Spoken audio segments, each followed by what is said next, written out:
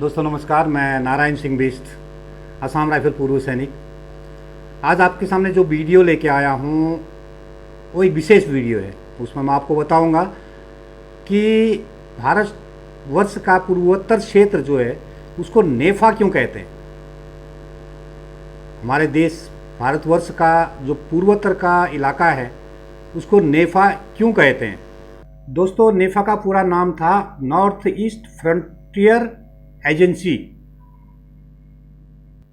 British काल में यानी कि अंग्रेजों के समय उत्तर पूर्व सीमांत प्रदेश यानी कि नॉर्थ ईस्ट के जितने भी 7 राज्य थे, 7 प्रदेश नॉर्थ ईस्ट में हैं हमारे, उनको नेफा के नाम से नामांकित किया गया था, जिन्हें 7 सिस्टर के नाम से भी जाना जाता था।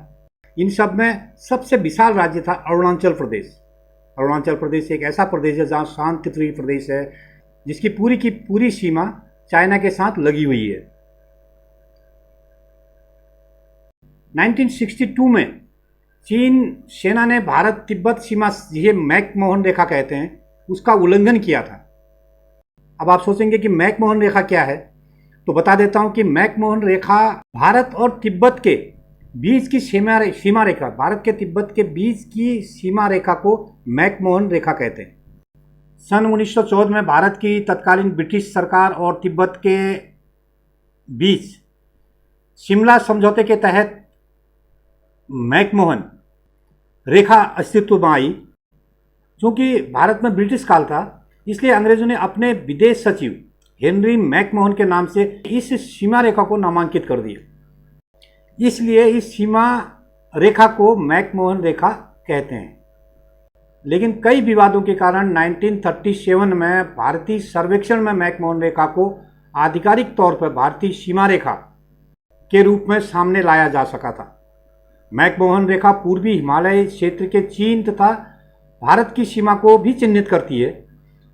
यही सीमा रेखा 1962 में भारत और चीन युद्ध का केंद्र और कारण भी बनी थी, जिसमें असम राइफल की एक यूनिट 5 असम राइफल ने अपने विशेष भूमिका निभाई थी। चीन ने जब मैकमोहन रेखा का उल्लंघन किया था, तो असम राइफल ने ढोला, जिसे आज सेंडांग के नाम से भी जाना जाता है, में मोर्चा संभाला, उस समय बिना किसी विशेष साधन के।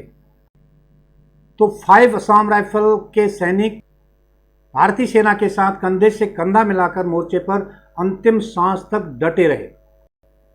वहीं थांगला पहाड़ी पर 5 असम राइफल और 2 राजपूत ने नाम का चू की लड़ाई लड़ी थी। दूसरी तरफ बुमला के हेयरपिन बैंड वाले इस दुर्गम क्षेत्र में असम राइफल के जवान ही सबसे पहले पहुंचे थे। और हिप ऑफ स्टोन, जहां भारत और चीन सीमा, वहां पर 5 असम राइफल के जमादार A.K. राय की कमांड में 17 जवान ने मातृभूमि की रक्षा के लिए अपने प्राणों को कुर्बान कर दिया था। लेकिन दुर्भाग्य असम राइफल का कि उसे इतना करने के बाद भी भारत सरकार की तरफ से उपेक्षा का शिकार बनने के लिए छोड़ दिया गया है। दोस्तों, आज के लिए छोटी सी वीडियो मेरी, अधिक से अधिक शेयर कीजिए तो लोगों को पता चले कि असम राइफल ने देश के लिए कहां कहां और किन किन परिस्थितियों में अपना महत्वपूर्ण योगदान दिया है। आज के लिए इतना ही। बाकी असम राइफल का इतिहास मैं अपनी अगली कड़ी में बताऊंगा। तब तक के लिए धन्यवाद। जय हिंद।